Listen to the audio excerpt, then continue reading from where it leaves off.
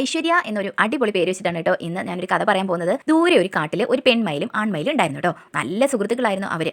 എന്നാൽ ആൺമയിലിന് താനാണ് കൂടുതൽ സുന്ദരൻ, തന്നെയാണ് എല്ലാവർക്കും ഇഷ്ടം എന്നൊക്കെ ഒരു തോന്നലുണ്ടായിരുന്നു. എന്നാൽ പെൺമയിലിന് അതുപോലത്തെ സങ്കടമൊന്നും ഇല്ലായിരുന്നു. ഇടയ്ക്കിടയ്ക്ക് ആൺമയിൽ അത് പറഞ്ഞ് ആ പെൺമയിലിനെ കളിയാക്കുകയൊക്കെ ചെയ്യുമായിരുന്നു. അങ്ങനെ ഇരിക്കെ നാട്ടിൽ നിന്ന് ഒരാൾ കുറച്ച് ഭക്ഷണമൊക്കെ ആയിട്ട് സ്ഥിരമായിട്ട് കാട്ടിൽ വരാൻ തുടങ്ങി.